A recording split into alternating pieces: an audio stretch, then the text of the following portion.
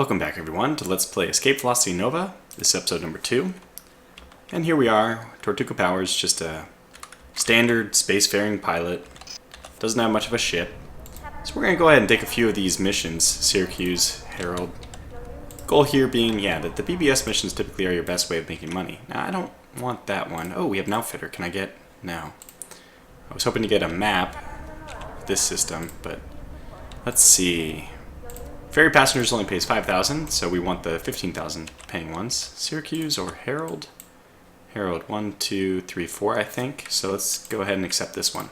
I like the missions that take you someplace new. Now, we're just a normal space pilot right now. Nothing special about us, just another shuttle in the sky.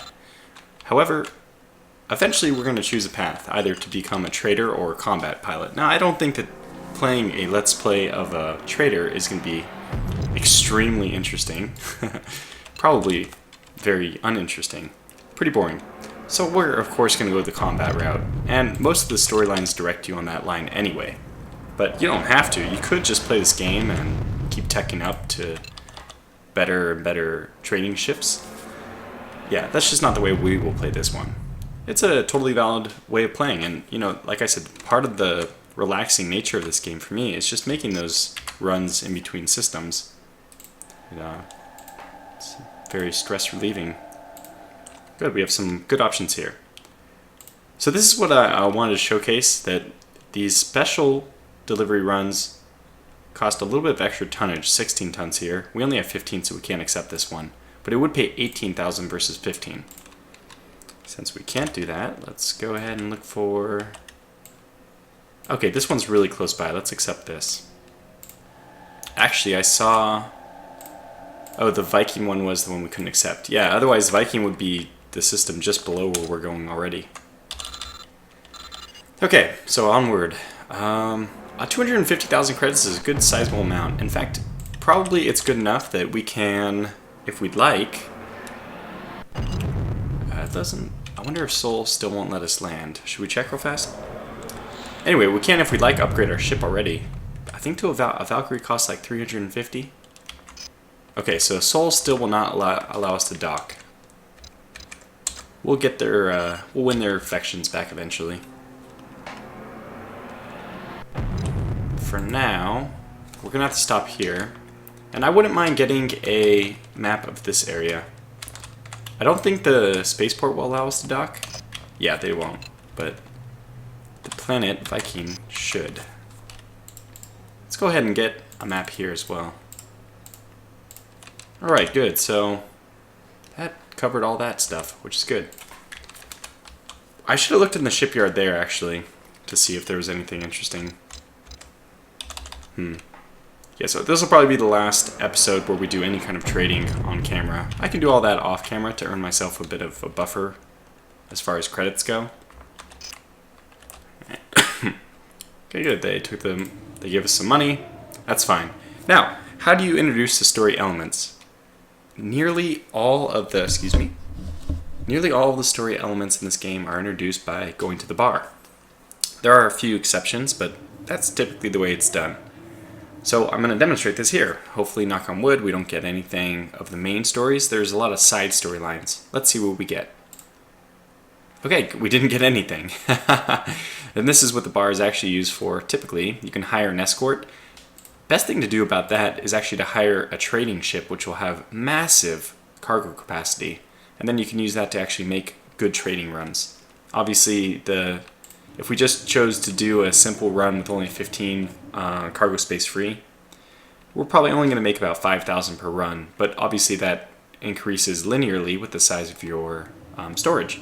So if we were able to afford a little bit more storage, we would be able to make a lot more money on trade runs. In fact, more money than you can make on the BBS stuff. We did not pick up a mission, did we? I already forget. We have no active missions. Let's go down to Viking and see what they have. Okay, so first of all, let's stop by the shipyard. We can kind of get an idea of what we're looking at here. Now, there's nothing... I don't think there's anything against us buying a pirate ship other than we don't have the money to do it. Yeah, so we could buy a pirate Argosy. Let's kind of compare and contrast these two ships. Our ship is 117, just below 120, 242, 390. The Argosy is... Oh, well, I didn't look at most of these things, but I think the shields on my current ship is like 15 or 50, 50, and the armor's probably around 20. We can just really quickly look and see. This is a lower grade version, so it's 42 and 42. That means mine's probably 50 and 50. You can see that compared to that, this is much more shields, much more armor. I think the turn rate in these is pretty poor. Much more space, much more cargo, 5 jumps compared to the 4 we have. And it actually comes with a bit of armament, so it's pretty good. This is not a bad ship for our secondary. And it's just a little bit less than what we have right now. Is it worth it? I mean, I'm only a little reluctant because the average when compared to this, even a low grade one is good and good, so it's probably... Our current shuttle is probably like very good and good. Tough to say. Let's think about it for a little bit. Let's see what kind of missions we have here. Okay, we have Serenity. That's a good one. And Routher, which is not too far either. But since Serenity is only a 3 jump, that's pretty good. 5,000 per jump. I'll take it. Now, we could also explore the bar here, but since I just took a mission... Oh, gosh. Is that a derelict ship? We just saw that liner just sitting there. Yeah, it is. Now this is a good time, I think, I'm going to take off caps lock, to board ships is when there's a lot of potentially friendly vessels around. If there's a pirate, basically, the Federation ships will blow it up, so let's board. Okay, it's another one of the people who needs a lift, and we will give it to them. And we'll blow up their ship because we're nice. It's actually probably going to take us a while to blow up their ship. Can we blow it up? Maybe. This is a great demonstration of how really bad your original starting blaster is. Okay, so now we have 2 missions. One up here for the crew, and the other one over here is our BBS delivery. Let's get them both done. And we'll continue to stop in the bars, waiting to see if we can get... Oh boy. Okay, that was... I thought that was a pirate ship, but no. We'll get some kind of storyline element. Usually the first one you pick up is United Shipping, which just gives you extra BBS missions. It's pretty nice. Okay, recharge, and let's go to the bar. Okay, good. Here we go. As you step out of your hatch, you are approached by a woman wearing a blue-black uniform. Okay, great. This is the United Shipping storyline. You are Tortuga Power, captain of the Tortoiseshell 2? She asks quietly, and you nod, curious. I am Samantha Verona, and I'm a representative for the courier company United Shipping. We specialize in moving around small valuable cargoes like jewelry, business papers, and contracts, etc. We have recently been on the lookout for new pilots who would be willing to work for us. Are you interested? Yes, definitely. This only has positive things for us, so it's always worth taking. Excellent, she exclaims, smiling widely. Well, as it happens, we need someone to head over to Herald in the Avalon system to pick up 2 tons of personal effects for a client on Hearth in the Homeland system. This particular mission has no real deadline, which is slightly unusual, as most of our clients want their merchandise delivered by a set time. Anyway, Samantha grins happily, another United Shipping representative will meet you at the other end and will brief you further on what to do next. I'm sure I'll see you around in the future, Tortuga Power. With that, she gets up, shakes your hand, and leaves. Okay, great. So we just entered into our first real storyline, and it happens to be one of the best storylines, the United Shipping, which is any of the side or minor storylines don't interact with the major ones, which is like to become Federation or Rorin or Polaris or Rebel or Pirate. Those are mutually exclusive, but United Shipping, you can be a part of the United Shipping storyline and do any other storyline, so that's excellent. And that's why I say there's only upside to us taking this contract. So it's very good. It might actually improve our relationships with the Federation as well. Okay, so they wanted to go to Las Vegas, and they pay us $75,000. Wow, quite a lot. And now they're going to go off and try to find a new ship. Well, good luck, gentlemen. Alright, let's see. Maybe we can knock out that one mission. We gotta go to Avalon, so let's, without further ado, let's do that.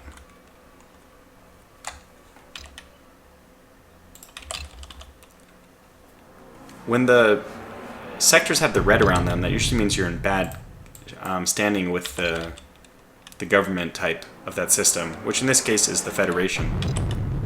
However, a lot of the other Federation places are not red, so I'm a little confused.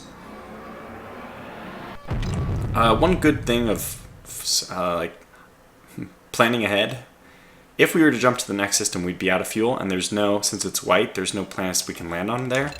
So let's stop here at Pyrogenesis 1, or Pyrogenesis, whatever it is, to refuel. And let's continue on. Oop. Lots of battles going on. My ideal first ship would just be to jump right up to the Star Bridge, which is I think my favorite ship in the game until you get to the elite tier ships. It has high maneuverability, which I greatly prefer. I really don't like when you have it takes a long time to turn. So, great. Now we have to go somewhere else. This delivery will be made over here. I think that's off of this leg. So let's go that way. In fact, if there's a mission over in that area, we can kind of drop something off on the way. No, that's not it. Tau Prime is down here. Not a bad one for us to take since we have a little extra space, and Tau Ceti is right on the main line. Whaddya is over there. Okay, yeah, let's take Tau Prime.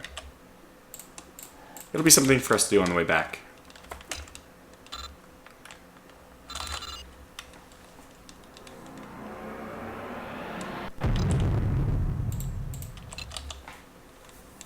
Of the storylines that you can do, the final ones, like the Roran, the Federation, there's a Velos one, which is kind of related to the Federation one, but not identical.